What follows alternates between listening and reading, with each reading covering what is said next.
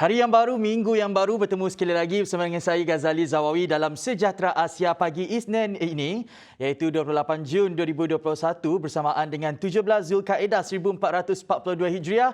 Nak sapa juga anda di rumah di mana sahaja anda berada, saya sentiasa harap dan doakan agar semuanya sentiasa berada dalam keadaan yang sehat dan baik-baik sahaja. Baik, dalam Sejahtera Asia di hari yang baru, minggu yang baru ini, blok yang pertama dan blok yang kedua, kita akan bersama dengan seorang individu yang berasal daripada kaum yang mungkin jarang daripada kebanyakan kita dengar, iaitu kaum Sebob di Sarawak ini, dan kita bercakap mengenai bagaimana pendidikan itu menjadi kunci kepada sebuah kejayaan, dan pastinya perkembangan semasa akan kami bawakan kepada anda di blok yang ketiga, yang mana banyak menjadi tumpuan utama pada hujung minggu lepas, antaranya lanjutan PKP 3.0, seterusnya bantuan yang lebih komprehensif yang akan diberikan oleh pihak kerajaan yang akan diumumkan mungkin pada hari ini atau esok hari, juga perkembangan sedikit Euro 2020, dan perkembangan dan blok yang keempat dan yang kelima kita akan bersama dengan pegawai psikologi bahagian siasatan seksual wanita dan kanak-kanak untuk bercakap mengenai topik sokongan psikososial terhadap mangsa jenayah seksual. Jom kita mulakan dengan blok yang pertama. Kita bersama dengan seorang individu tadi yang berasal daripada kaum Sebob di Sarawak. Jarang kita dengar, namun apa yang menjadi perhatian kita pada hari ini adalah berbicara mengenai bagaimana beliau percaya bahawa pendidikan itu kunci kepada kejayaan. Dan untuk pengetahuan penonton, di Sarawak terdapat satu kaum tadilah, iaitu kaum Sebob, yang mana tak ramai juga yang tahu kerana hanya sekitar lebih kurang 10,000 masyarakat kaum Sebob yang ada setakat ini, dan ini menjadikan kaum ini sebenarnya istimewa, biarpun boleh dikatakan sebagai satu kaum minoriti di Sarawak. Dan apa yang lebih istimewa, Sejahtera Asia pagi ini sangat bertuah kerana kita bersama dengan individu kaum Sebob ini, dan individu ini adalah kaum Sebob pertama yang memperoleh PhD dalam latar belakang pendidikan beliau. Kita bersama dengan pensyarah Fakulti Sains dan Teknologi Sumber UNIMAS, merangkap tempat ketiga Mr. Sarawak Cultural 2014, Dr. Alexan Nilian. Selamat pagi, Doktor. Ya, selamat pagi. Terima kasih. Ya. Sama-sama. Terima kasih juga kerana sudi bertandang di Sejahtera Asia pagi Isnin ini. Ya. Apa khabar? Sihat? Ya, sangat sihat. Okey, sebagai individu pertama, Doktor, yang bukan saja mempunyai PhD tetapi juga yang pertama memperoleh double degree daripada kaum Sebob ini, bagaimana Dr. Alexan melihat title ini boleh memberikan inspirasi dan impak yang besar khususnya kepada anak muda di luar sana, lebih-lebih lagi mereka yang berasal daripada kaum Sebob ini, Doktor? Ya, apa yang saya boleh katakan di sini, Gas, adalah apabila saya menyambung pelajaran di dalam master PhD, saya tak pernah terfikir bahawa satu hari nanti yang memberi inspirasi kepada bukan saja dalam kaum Sebob sendiri tapi di luar kaum Sebob. Ini kerana semasa saya melanjutkan pelajaran, menamatkan pengajian, saya hanya ingin mengubah kehidupan, ya, berasal dari pedalaman di kampung, dan saya melihat dalam serba kekurangan itu perlu ada perubahan. Dan benda yang mengubah, ya, 360 darjah perubahan terjadi dalam diri saya apabila saya diterima bekerja sebagai pensyarah di Universiti Malaysia Sarawak. Dan terima kasih UNIMAS, ya, UNIMASku sayang kerana menjadikan saya warga UNIMAS, dan di sana orang melihat, di sana secara tidak langsung orang melihat bahawa wow, seorang dari kampung, dari pedalaman, kaum minoriti boleh menjadi seorang pensyarah di universiti, antara universiti yang terbaik di Malaysia ini. Setelah lamanya orang kata belajar sehingga ke peringkat PhD, pensyarah di UNIMAS adalah pekerjaan pertama, Doktor? Ya, pekerjaan tetap yang pertama, dan sebelum itu saya sudah biasa buat kerja part-time semasa saya belajar lagi sebenarnya. Baik, Doktor. Bagaimana agaknya penerimaan orang kampung ataupun mereka yang juga merupakan keluarga doktor di pedalaman apabila doktor memperoleh latar belakang sehingga ke peringkat PhD ini, dan doktor adalah individu pertama daripada kaum Sebob ini yang mempunyai latar belakang pendidikan setinggi ini. Apa reaksi mereka, Doktor? Boleh saya katakan, terus terang saya katakan bahawa kerana di masyarakat Sebob sebelum ini tidak ada lagi orang yang ada PhD, dan mereka tidak ada gambaran yang optimum apa PhD itu boleh lakukan dan apa PhD itu boleh berikan kepada community. Even saya sendiri pun tidak ada gambaran sepenuhnya, Gas, apa satu hari nanti PhD boleh bagi kepada saya. Namun seperti saya katakan tadi, apabila saya perubahan itu terjadi apabila saya mendapat pekerjaan. Betul. Jadi betul lah orang katakan bahawa kita akan dapat apa kita mahu apabila kita sedar apa yang kita mahu. Dan di sana apabila struggle sekarang ni, gaduhan sekarang adalah apabila mereka bukan saja menamatkan pelajaran tapi apabila mereka mendapat pekerjaan.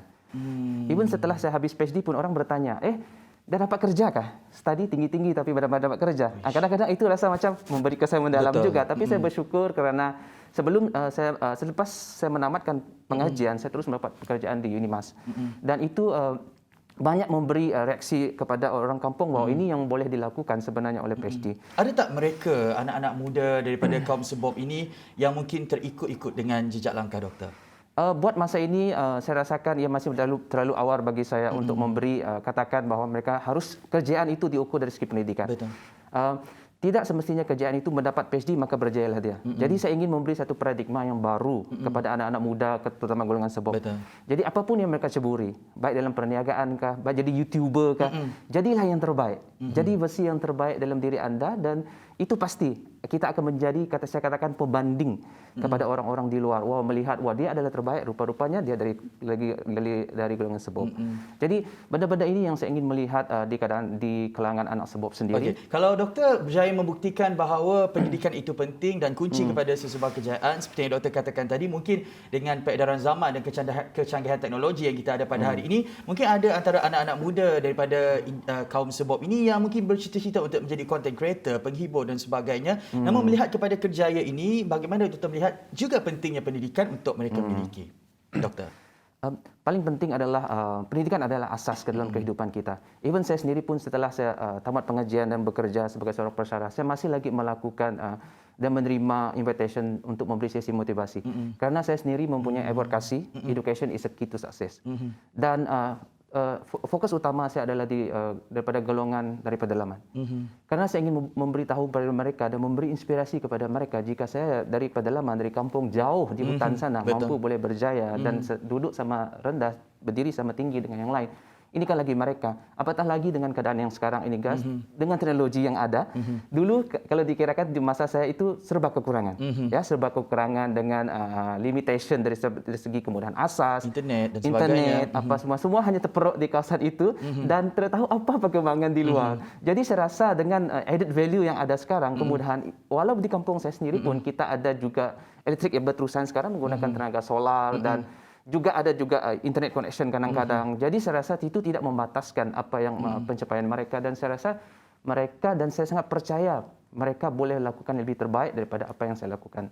Cakap mengenai motivasi, sebelum berpindah ke Miri, Dr. Alison bersekolah rendah di Sekolah Kebangsaan Long Aton dekat Long Selapun, Ulu Tinjar, Baram. Boleh tak doktor ceritakan gambaran antara liku-liku dan cabaran semasa bersekolah? Kalau tak di sekolah pun mungkin sebelum ini, antara kesusahan hidup yang dialami oleh doktor yang mungkin mereka di bandar ini, anak-anak muda di bandar ini tak pernah rasai. Cabaran dan kesusahan serta struggle itu, boleh doktor ceritakan? Jadi pengalaman yang saya tak boleh lupakan adalah kekangan-kekangan yang ada lah, guys. Yang pertama adalah kemudahan asas.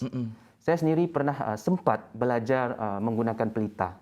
Ya, pelita kerana tidak ada electricity, kerana tidak ada air, apatah lagi internet connection. Memang menggunakan pelita masa itu. Saya pernah buat kerja rumah menggunakan pelita, dan siang tidak ada kipas, ya, malam tidak ada kipas. Jadi kadang-kadang saya belajar itu pergilah di pokok kah, di bawah pokok kah, belajar baca buku di bawah rumah kah pada masa itu, dan semestinya kemudahan asas seperti ini yang menjadi limitation. Jadi kedua adalah saya katakan sumber kepada rujukan. Jadi cikgu yang mainkan peranan penting pada masa itu, yang memberi rujukan yang utama kepada kami.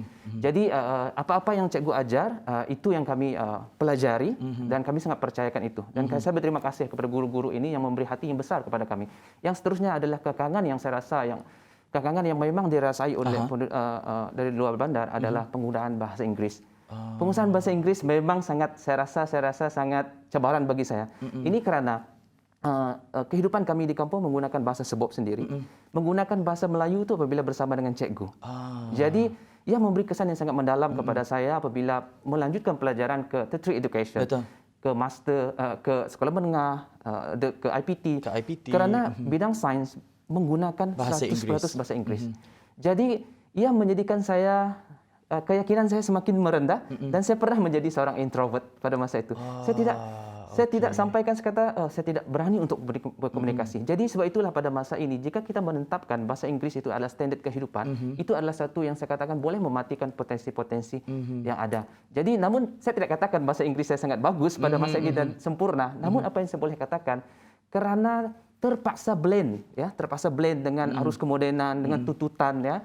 Jadi saya terpaksa mempelajari bahasa Inggris sendiri dan teruskan berani berkomunikasi dengan kawan-kawan. Jadi saya katakan tidak sempurna pada masa ini, namun saya yakin untuk berkomunikasi dalam bahasa Inggris ini. Dan kepentingan untuk menguasai bahasa Inggris ini juga penting untuk kita mara ke peringkat pengajian yang lebih tinggi. Dan bercakap mengenai bahasa ini, mungkin nanti boleh dibelanjakan sedikit bahasa sebab ini. Kalau kita dengar dialek yang ditutur oleh doktor, kedengaran seperti ada bunyi bahasa Sabah sikit kan?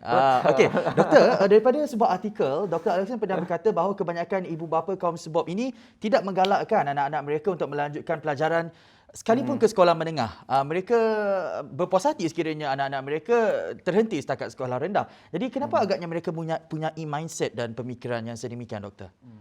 Jadi boleh saya katakan ini adalah kerana tidak ada orang yang sebelum itu menjadi benchmark ataupun menjadi role model kepada mereka. Pendidikan itu mampu membawa sampai ke mana. Betul. Jadi mungkin juga yang itu adalah satu faktor yang pertama. Faktor yang kedua adalah saya akui kami di pedalaman faktor yang menjadi kekangan kami adalah kewangan. Ya, jika macam mana pun anak dia bersekolah dan pandai, tapi tidak ada kewangan yang stabil, itu akan merisaukan dia. Jadi kerana saya sendiri dalam kewangan sendiri banyak pihak yang membantu saya. Ya, banyak pihak yang membantu dan saya sendiri pun sebenarnya untuk melanjutkan pelajaran universiti saya mendapat beasiswa juga. Beasiswa daripada masa saya sambung master, masa PhD. Namun saya sudah biasa kerja part time. Jadi kerana ibu bapa saya mendidik saya supaya mandiri dan memberi kebebasan penuh kepada saya dan percayakan diri saya dalam kehidupan saya secara personal. Betul kata doktor, dan kesusahan hidup inilah sebenarnya yang menjadikan kita manusia sebenarnya. Bagaimana kita menjadi kuat pada hari ini. Dan kita tertanya-tanya juga penonton, bagaimana di sebalik lingkungan mereka yang mempunyai mindset dan pemikiran yang bahawa pendidikan ini mungkin tidak penting, sekadar sekolah rendah tak apa, tetapi apa yang menjadi eye opener ataupun pembuka mata kepada Dr. Alexander ini untuk terus mara ke pengajian yang lebih tinggi. Semuanya selepas ini, Sejahtera Asia pagi Isnin.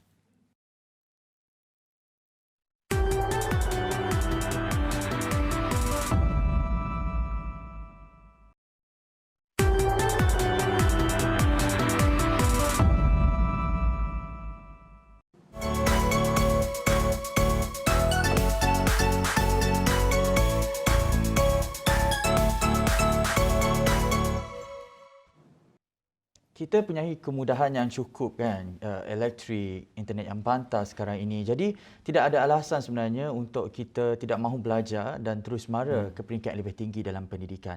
Kita masih lagi bersama dengan Dr. Alison, individu kaum sebab pertama yang memiliki PhD dan double degree. Melalui artikel yang dipaparkan sebelum ini, Dr. Alison menyatakan bahawa Dr. Alison bersyukur kerana mempunyai kesedaran akan pentingnya pendidikan sehingga memiliki PhD dalam bidang food safety pada hari ini. Kita tertanya-tanya lah doktor, sebab tadi doktor ada berkata bahawa dalam lingkungan komuniti kaum sebab di pedalaman, yang mana pada ketika itu mereka tidak mementingkan pendidikan, cukup sekadar sekolah rendah, dan ada antara ibu bapa yang tidak menggalakkan anak-anak mereka sekalipun untuk pergi ke sekolah menengah. Jadi apa yang menyentik semangat doktor? Apa yang menjadi eye opener kepada doktor untuk percaya bahawa pendidikan ini perlu aku jaga kerana ia boleh memberi kejayaan dan mengubah nasib keluarga dan komuniti aku? Apa yang menjadi eye opener kepada doktor? Jadi semestinya pada masa itu adalah dengan keadaan yang serba kekurangan di kampung, dan saya merasakan benda ini tidak boleh berlanjutan, ya, dan generasi selepas saya pun tidak boleh menikmati kehidupan dengan serba kekurangan. Jadi sebab kita dilahirkan menjadi seorang anak petani, kita dilahirkan di kampung. Jadi kita tidak dilahirkan dengan menjadi anak orang yang kaya. Jadi ini saya melihat bahawa peluang pendidikan saja salah satu alternatif yang kita mengeluarkan diri kita daripada tempat tempat yang terpencil ini dan kita mendapat kemajuan dan arus kemudian daripada luar. Dan semestinya banyak peribadi sebenarnya yang banyak menyumbang kepada kejayaan saya pada hari ini dan apa yang saya capai pada ini. Keberadaan saya pada hari ini sebenarnya dibantu oleh terlalu banyak pihak dan saya tidak boleh sebut satu persatu, dan saya rasa berterima kasih kepada mereka.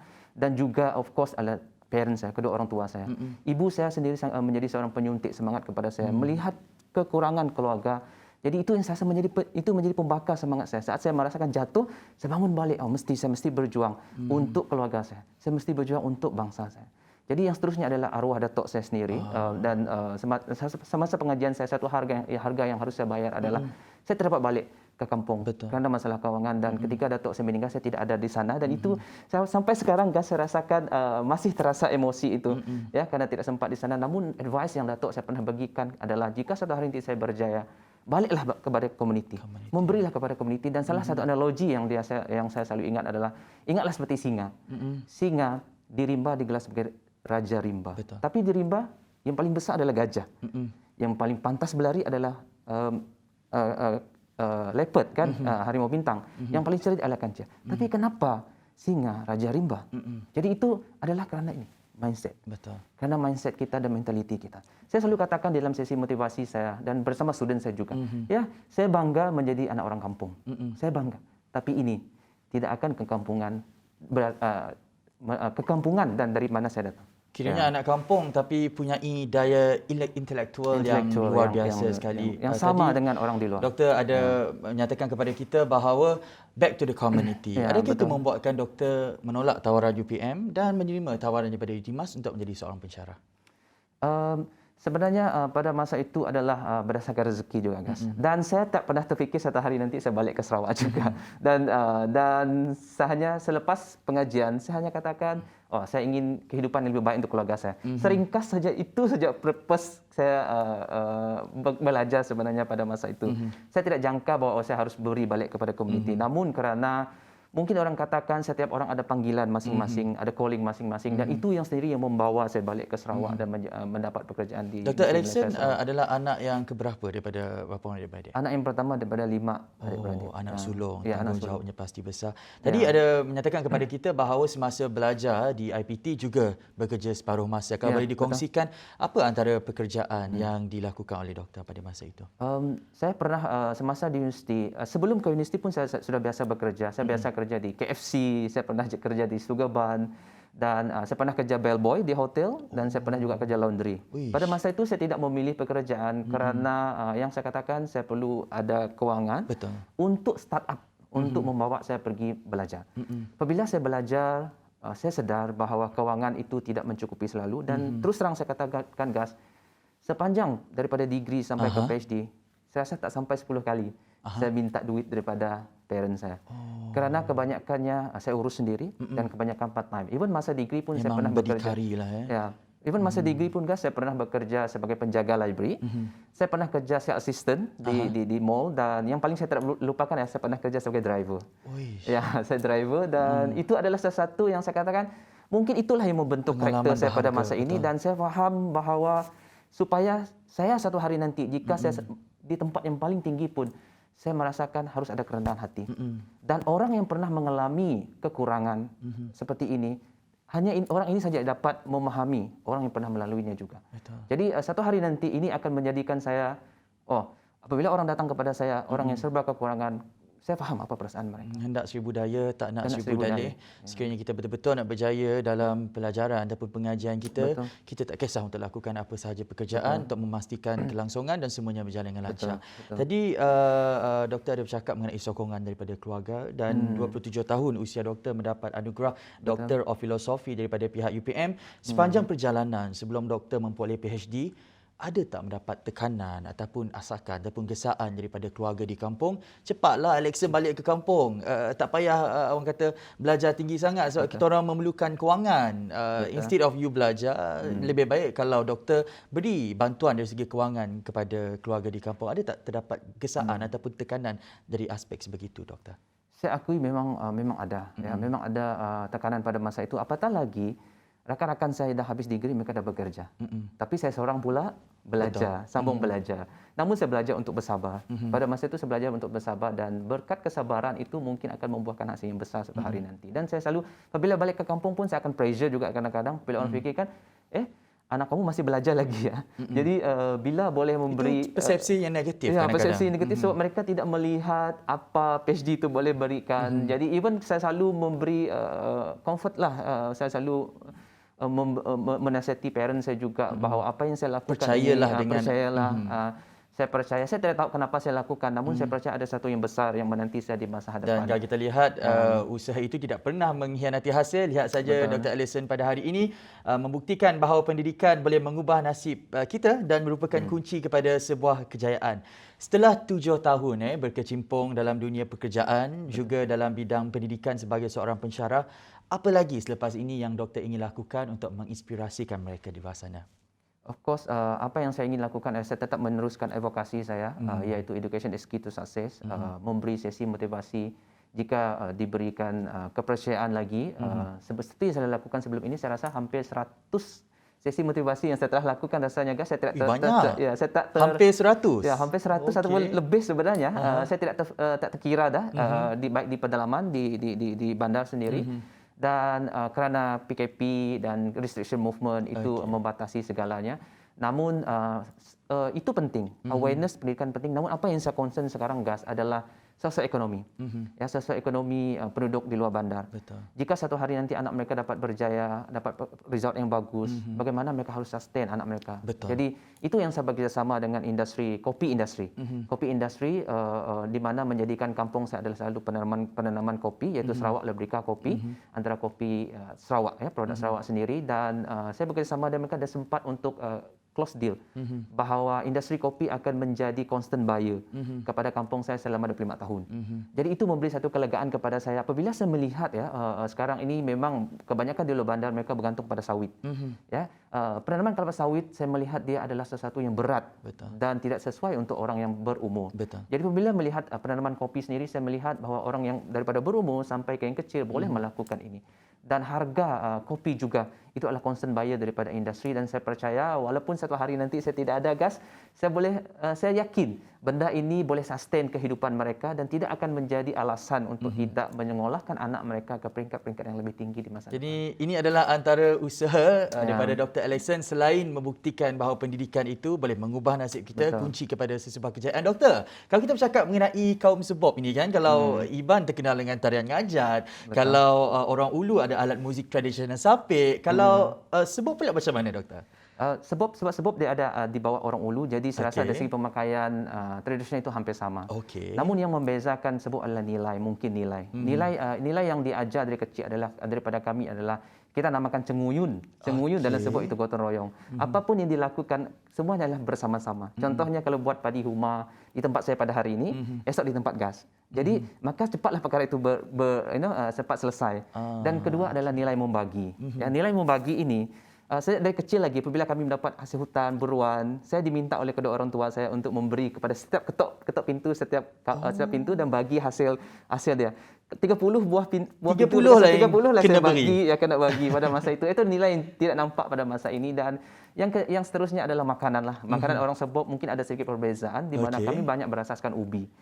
Salah satu nama makanan yang saya paling suka dan selalu disediakan ibu saya adalah awak, kita katakan. Awak. Awak bukan kita, bukan. Awak adalah tepung ubi yang dicampur dengan daging dan jadikan bubur macam tu. Selain daripada dicampur dengan daging dijadikan lebih kurang macam bubur. Dari tepung ubi yang dicampur begitu. Dan selain tu adalah daripada ubi, asas ubi lah. Ya, asas makanan berasaskan ubi yang lain menjadi kegemaran sebab orang sebab satu ketika dulu selain daripada nasi mereka banyak bergantung kepada ubi. Dan yang seterusnya, gas, adalah yang sangat membezakan kami adalah bahasa. Pastinya. Itu yang menjadi identiti kaum sebop sendiri, dan saya bekerjasama dengan Dewan Bahasa Pusaka Sarawak untuk come out dengan kamus ini supaya ada sesuatu yang written atau saya bertulis satu hari nanti bahawa inilah identiti sebop. Kalau nak disebutkan, saya suka menonton Sejahtera Asia dalam bahasa kaum sebop, macam mana, Doktor? Awak perlu mecan Sejahtera Asia. Awak perlu mecan Sejahtera Asia. Awak perlu mecan? Awak perlu mecan. Awak perlu mecan Sejahtera Asia. Okey. Yang uniknya, gas, kalau di sepanjang buat penyelidikan kamus ini, kami mendapati bahawa golongan sebop selalunya S tu diganti dengan C. Ya, kalau sungai dia akan jadi cungai. Cungai. Ya. Jadi kalau saya caya. Kalau tak. saya tidak. saya selalu out lah. Kalau perkataan yang Oh, dalam saya sebab, out.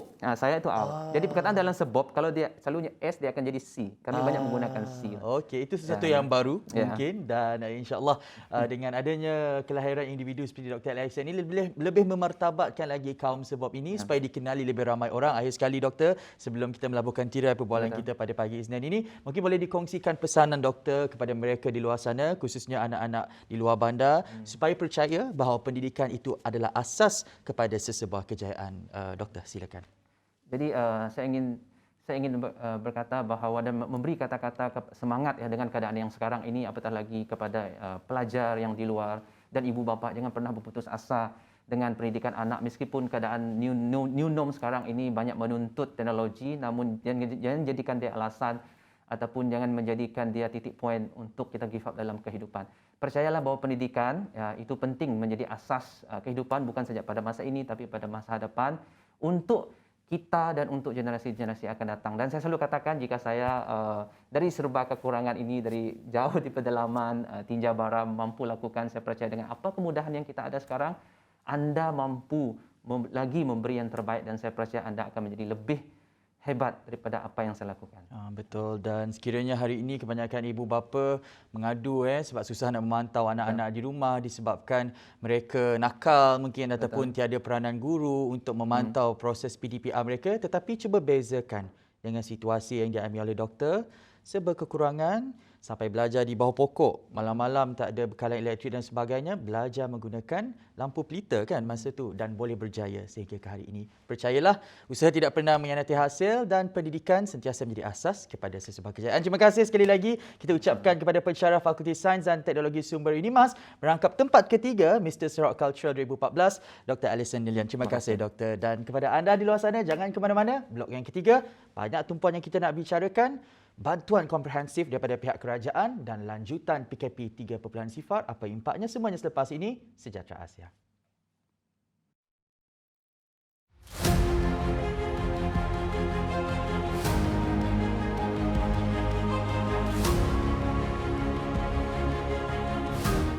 Dan ingat, usaha tidak akan pernah mengkhianati hasil.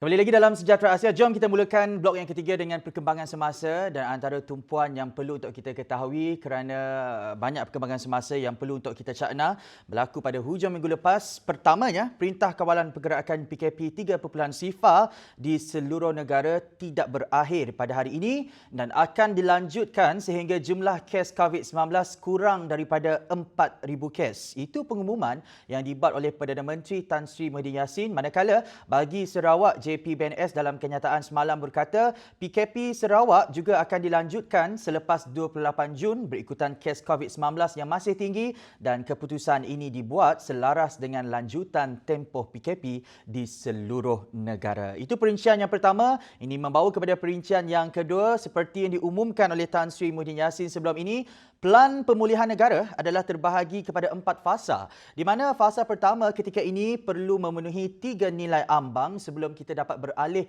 ke fasa kedua, iaitu antara 3 nilai petunjuk yang perlu dicapai adalah jumlah kes COVID-19 harian kurang daripada 4,000 kes. Itu yang pertama. Kedua pula adalah kadar penggunaan katil di wad ICU berada pada paras sederhana, dan ketiga, kadar vaksinasi nasional mencapai sekurang-kurangnya 10%. Dan untuk pengetahuan penonton, sekarang kadar vaksinasi nasional hanyalah sekadar 6 hingga 7%.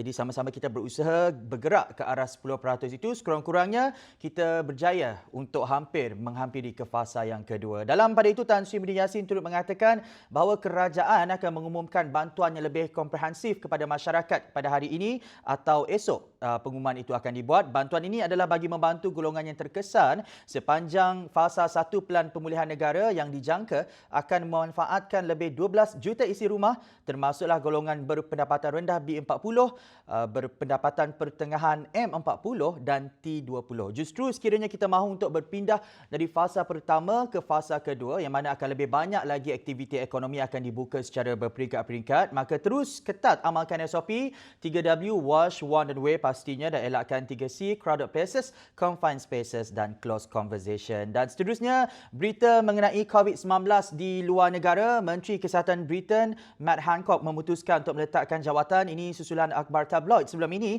ada memaparkan gambar menunjukkan beliau sudah berkahwin dan seorang pembantu kanan berpelukan dan bercium di sebuah pejabat di Jabatan Kesihatan. Gambar itu didakwa diambil daripada kamera litar tertutup CCTV pada 6 hingga 11 Mei sebelum peraturan sekatan pergerakan dilonggarkan untuk membolehkan pelukan dan hubungan fizikal lain di luar rumah sendiri. Dan bercakap mengenai luar negara, di United Kingdom contohnya, kalau kita lihat setelah mereka hendak membuka sempadan kepada pelancong luar untuk datang ke negara mereka, dan lebih kurang 60% dan ke atas di antara rakyat mereka sudah pun menerima vaksin, namun keputusan itu terpaksa ditangguhkan dengan kehadiran mutan baru COVID-19.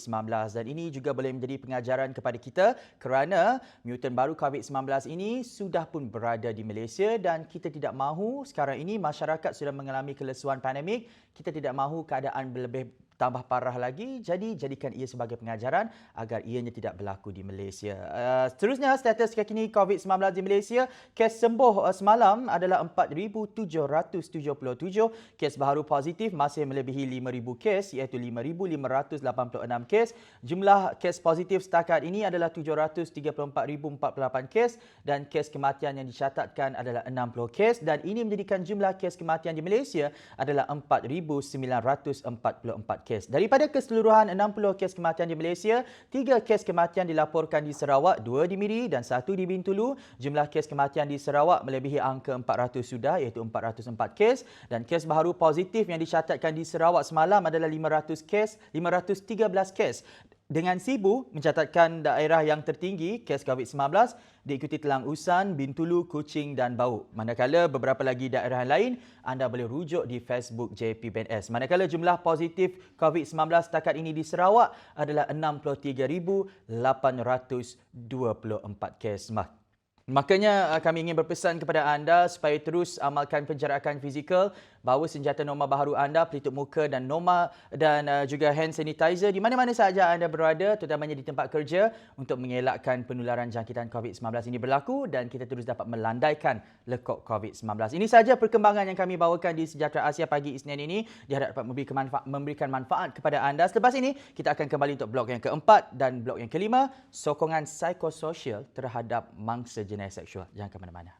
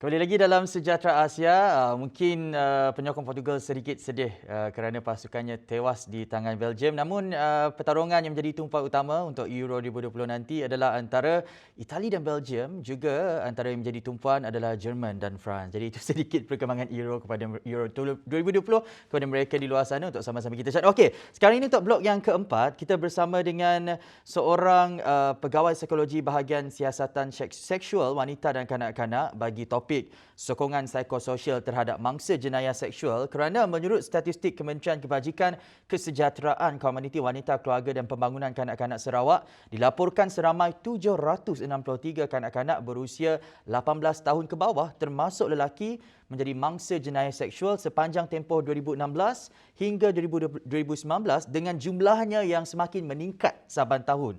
Justru selain hukuman yang perlu diambil terhadap pesalah laku jenayah ini, kesan psikologi atau psikososial terhadap mangsa jenayah seksual ini juga tidak harus dipandang enteng. Disebabkan itu, kita perlu untuk membicarakan topik ini kerana kita tidak mahu ianya boleh meragut nyawa mereka dengan mangsa mempunyai suicidal thought yang akhirnya membawa kepada membunuh diri. Kita bersama dengan pegawai psikologi bahagian siasatan seksual wanita dan kanak-kanak di 11 Jabatan Siasatan Jenayah Ibu Pejabat Polis Kontijen Sarawak, Puan Farah Dianti binti Abdul Rahizam. Selamat pagi. Assalamualaikum Puan Farah. Waalaikumsalam warahmatullahi wabarakatuh.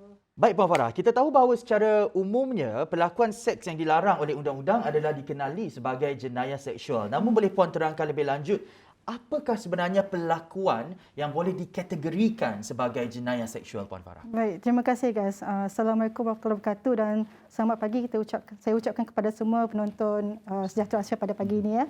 Jadi saya nak menerangkan tentang jenayah seksual daripada segi undang-undang. Dia ada satu penerangan lebih jelas sebenarnya.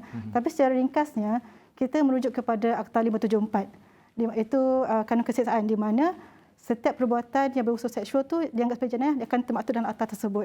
Contohnya jenayah rogol, seks luar tabi'i, liwat dan cabut kehormatan sebagainya lah. Dan juga kita akan rujuk kepada Akta Kesedaran Seksual terhadap Kanak-kanak 2017. Ini adalah khas untuk kanak-kanak. Di mana dalam akta ini kita terangkan tentang contohnya macam pornografi kanak-kanak. Betul. Tentang sexual grooming, tentang amang seksual ataupun perlakuan seksual terhadap kanak-kanak berunsur fizikal ataupun non-fizikal. Tetapi key point kita perlu faham di sini ialah bila kita cakap tentang jenayah seksual kan, sebarang perlakuan seksual sama ada daripada lelaki atau perempuan kepada seorang mangsa, tanpa kerelaannya dianggap sebagai satu jenayah. Tak kisah dari sekadar sentuh saja ke sampai tahap meraba ataupun apa saja, itu dianggap jenayah seksual. Tetapi melainkan ada juga keadaan di mana jenayah ni dianggap jenayah seksual ataupun rogol dengan rela. Contohnya kalau perkara dilakukan terhadap seorang wanita yang berusia di bawah umur 16 tahun. Contohlah kita bagi di sini kan, katakan seorang remaja perempuan berusia 14 tahun kan. Dia buat hubungan seks dengan pasangan dia. Betul. Tapi disebabkan walaupun suka sama suka, tapi disebabkan dia masih di bawah umur, dia dianggap sebagai jenayah rogol. Itu sedikit tentang apa kita kategorikan sebagai jenayah seksual. Itu adalah sedikit mengenai perlakuan yang boleh dikategorikan sebagai jenayah seksual. Dan menurut Jabatan Siasatan Jenayah Bukit Aman, capaian terhadap pornografi membabitkan golongan kanak-kanak dilaporkan meningkat dalam tempoh PKP ini. Jadi Puan Farah, bagi pendapat Puan Farah lah, apa keadaan mental ataupun situasi yang mendorong seseorang ini sebenarnya untuk melakukan jenayah seksual, Puan? Baik, bagus soalan tu. Sebenarnya kan nak katakan keadaan mental kan, dia tak semua orang yang melakukan jenayah seksual ni adalah orang yang ada mental disorder ataupun kecerobohan mental. It is more about moral, it is more about kepercayaan dan nilai mereka terhadap hubungan seksual. Saya bagi contoh satu kejadian ini, sebenarnya telah berlaku beberapa kali jugalah, di mana seorang kanak-kanak, kita anggap lelaki berusia di bawah umur 12 tahun, dia bertindak untuk merogol seorang lagi sahabat perempuan di sekolah. Jadi kita tanya balik, kenapa sampai tahun? Di bawah umur 12 tahun. Dalam range macam tu. Jadi bayangkan umur sekolah rendah kan, di mana mereka dapat idea ni. Rupa-rupanya bila kita teroka, bila kita explore, rupanya dia dapat info ni daripada satu ahli keluarga dia tengok porn dalam handphone. So dia macam, bila kita teroka kan, dia kata dia nak cuba. Dia macam rasa ingin tahu, dia rasa benda tu tak salah. So that's the thing. Tapi kita dapat satu macam from a research daripada seorang doktor bernama Dr. Samuel D. Smitherman. Dia seorang clinical psychologist.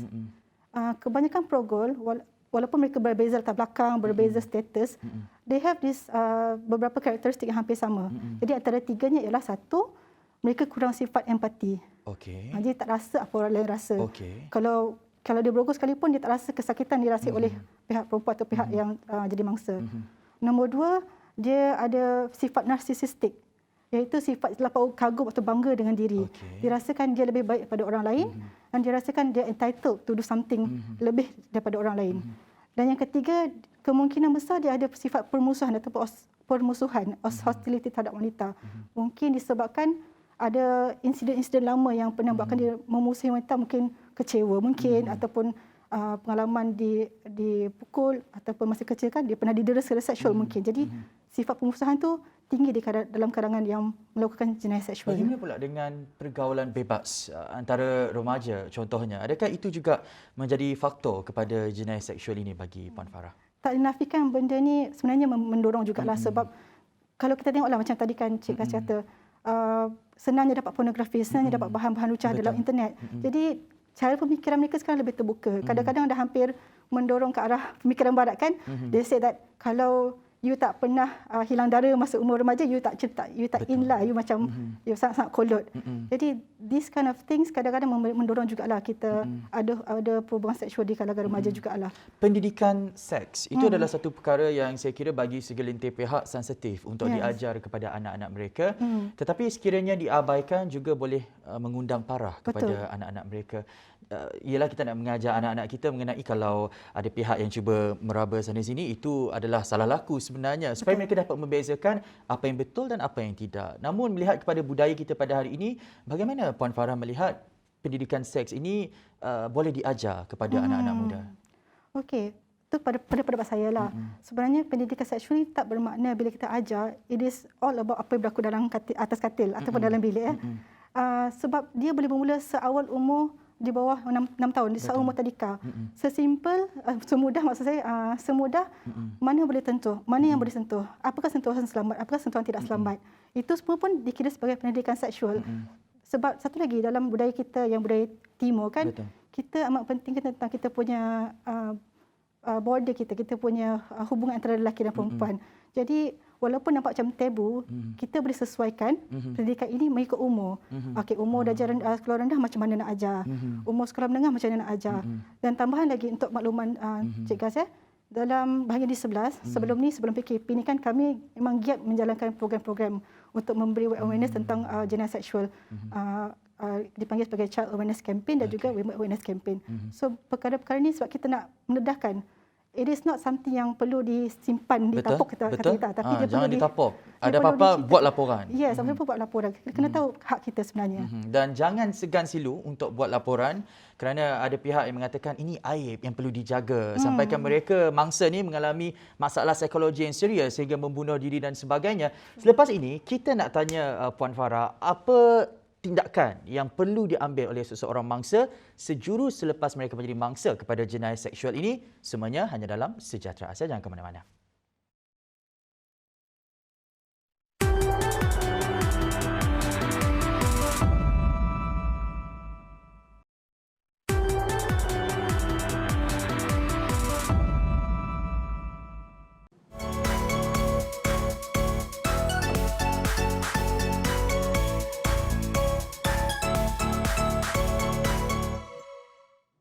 Kembali lagi dalam Sejahtera Asia. Tidak boleh tidak, jenayah itu membawa padah dan boleh berlaku bila-bila sahaja, di mana-mana sahaja. Dan jenayah rogol contohnya boleh meninggalkan mangsa dengan banyak kecederaan dan kesan psikologi yang serius. Dan kesan psikologi ini boleh ditanggung mungkin sepanjang hayat mangsa tersebut. Jadi Puan Farah, langkah terbaik yang seharusnya dilakukan oleh seseorang mangsa sejurus selepas mereka mengalami jenayah seksual ini, apa perkara pertama yang perlu mereka lakukan? Baik. Perkara pertama seboleh-bolehnya kan, kalau sejurus selepas berlaku satu jenayah seksual kan, tolong laporkan kepada orang yang mereka percaya. Betul. Tak kisahlah mungkin kepada sahabat baik boleh, guru boleh, ibu bapa boleh. Dan kemudian seboleh-bolehnya dalam jangka masa yang paling singkat ataupun yang paling cepat, laporkan kepada pihak polis. Kenapa? Sebab bila kita lapor kepada pihak polis, mereka akan bawa mangsa ni ke hospital untuk buat pemeriksaan perubatan. Untuk maklumanlah, bila jadi satu kejadian rogol, sekiranya lambat dibawa ke hospital kan, dia akan dianggap sebagai satu macam kes-kes kita panggil macam katakanlah old tear. Kalau macam kes Rogol kita ada fresh tear, old tear kan. Jadi dengan lebih cepat kita pergi buat hospital, lebih senang untuk mereka dapatkan semua sampel-sampel DNA daripada air mani, daripada darah ataupun rambut. So ini memudahkan pihak polis untuk mengesan suspek dan cuba untuk kita tuduh suspek lah untuk sampai kesalahan pada suspek nanti. Berat mata memandang, berat lagi bahawa memikul sebenarnya. Sekiranya kita meletakkan diri kita di tempat mangsa, mungkin unsur ataupun aspek seperti maruah itu menjadi penghalang kepada mereka untuk membuat laporan dan sebagainya. Nak diadu kepada ibu bapa juga mempunyai persepsi yang sama. Jangan buat laporan polis, nanti memalukan keluarga dan sebagainya. Bagaimana caranya untuk kita mengubah persepsi mereka, Puan Farah? Okey. Memang tak dinafikan benda selalu berlaku dan andai katalah tak dapat reveal kepada ibu bapa sekalipun kan, tak salah sekiranya kalau mangsa ni mencari seorang profesional. Contohnya kita boleh jumpa kaunselor. Kaunselor sekolah pun boleh sebab mereka pun adalah terlatih. Ataupun kita jumpa dengan peguam psikologi. Paling mudah dalam keadaan PKP ni kita call talian kasih lah. 15999. 15999. Jadi sebab di sini bila talian kasih, mereka sediakan sokongan psikososial dan psikologi. Mereka dapat linkkan mangsa tu kepada perkhidmatan yang sepatutnya. Dan macam bila kita cerita pasal stigma, kadang-kadang betul lah kita cerita pasal benda yang memalukan, tapi mana lebih memudaratkan, perasaan malu pada ketika itu ataupun perasaan trauma yang akan dialami oleh mangsa sampai bila-bila. Because trauma is not something yang dapat terus bagi ubat baik dan ambil masa sangat panjang. Jadi apabila seorang penjaga atau ibu bapa ambil tindakan undang-undang ataupun ambil tindakan mendapatkan keadilan untuk mangsa, sebenarnya itu ada satu bentuk penyembuhan.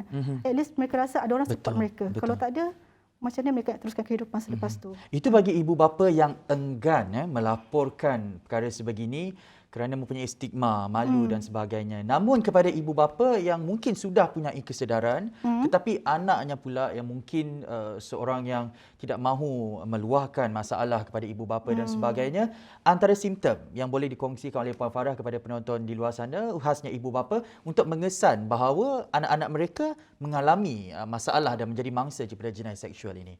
Okey, simptom ni pelbagai, tapi secara ringkas saya boleh nampak di sinilah. Kalau kita katakanlah dalam rumah kan kita boleh perasan kebanyakan kanak-kanak ataupun pendekat mangsa yang mengalami jenayah seksual, especially kalau melibatkan orang dalam rumah itu sendiri. Kita katakan kes rumah mahram contohnya.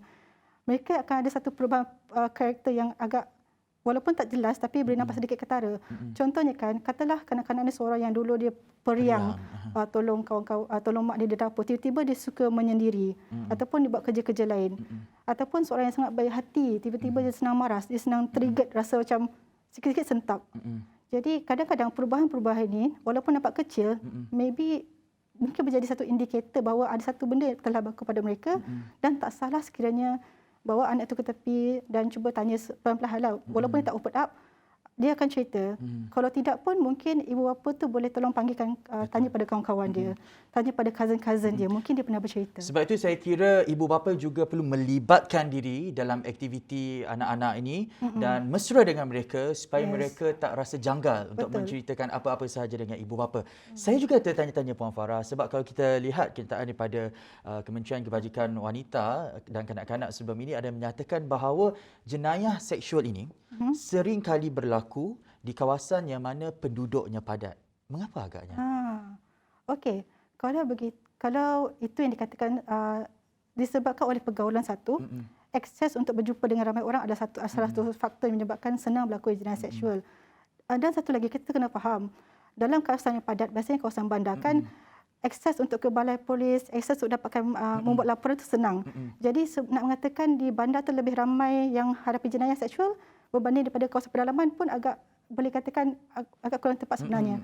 Sebab isunya di pedalaman ada berlaku jenayah seksual, cumanya mereka tak dapat laporkan. Mereka tak dapat untuk laporkan kepada pihak polis.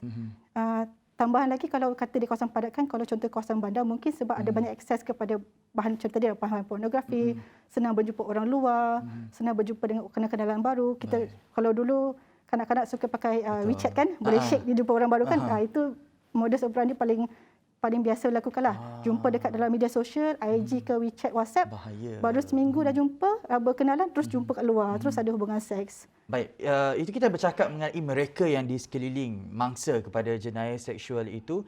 Kalau bercakap mengenai mangsa kepada jenayah seksual itu sendiri, mungkin mereka mempunyai strategi daya tindak seperti bersendirian, memendam perasaan, memasang niat untuk membalas dendam dan sebagainya. Apa langkah yang sewajarnya untuk membantu mereka supaya mereka tidak mendatangkan mudarat bukan saja kepada diri mereka tetapi orang lain, Puan Farah? Okey, untuk remaja sebegini, again saya nak katakan dia ada banyak cara untuk kita tangani. Tapi biasanya untuk remaja yang suppress ataupun yang try to simpan emosi mereka kan, nak tak nak dia kena ada satu support system yang baik di sekeliling mereka. Katalah kita sebagai satu, kita kata sahabat lah, nampak kalau kita rasa macam nampak down, jangan paksa untuk bercakap, jangan paksa untuk bercakap. Try to be there, try to libatkan dia dengan aktiviti yang normal, lazim.